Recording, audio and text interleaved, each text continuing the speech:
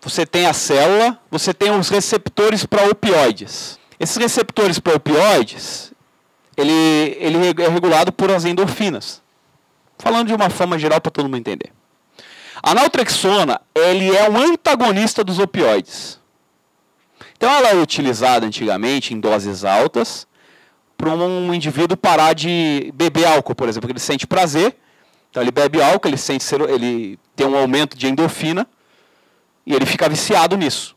Então tomava a naltrexona, ela bloqueava os receptores do opioide, então ele bebia e não tinha prazer. Ele abandonava o vício. Era essa a utilização da naltrexona. Só que teve dois médicos de Harvard, que é o Dr. Zeig e o Dr. Bahari, que eles descobriram que quando você usa a naltrexona em doses baixas, que seria a LDN, que vem de low, de baixo, dose de naltrexona, esse receptor ele fica ocupado pouco tempo com baixas doses. Então ele vem aqui a naltrexona, ela ocupa o receptor. Estão acompanhando aqui? Ocupou o receptor. Quando o receptor está ocupado, o corpo aumenta a produção da endorfina endógena. Muita endorfina. E melhora a suscetibilidade desses receptores. Como é baixa a dose, isso aqui rapidamente desocupa e você tem uma inundação no corpo de endorfina. A bactéria boa intestinal, ela aumenta a produção de T-treg, tá vendo aqui? Que ela acalma o sistema imune, ela faz a tolerância imunológica. O que caracteriza uma hipersensibilidade alimentar? É aumento das outras células T com diminuição do TREG. Então, qual que é o objetivo para eu ter uma maior tolerância imunológica? Aumentar TREG. E os probióticos, bactérias boas, elas são os principais agentes para aumentar TREG, ou seja, gerar uma tolerância imunológica. Você tem que pensar nisso quando tem um processo de hipersensibilidade alimentar. Eu tenho que pensar numa tolerância imunológica do meu paciente. Como que eu faço uma produção maior de ácido clorídrico que eu posso utilizar?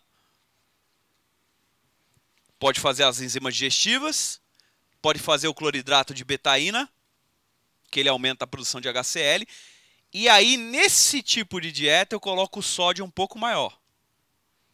Porque sem sódio não produz ácido clorídrico. Coloco o zinco muito otimizado. Por que o zinco otimizado? Porque sem zinco você não digere as proteínas. Eu passei algumas dicas interessantes. Bromelina, zinco otimizado. E para alguns pacientes você pode utilizar a produção do ácido clorídrico, que seria a betaína HCl. Principalmente se o animal come e estufa a barriga.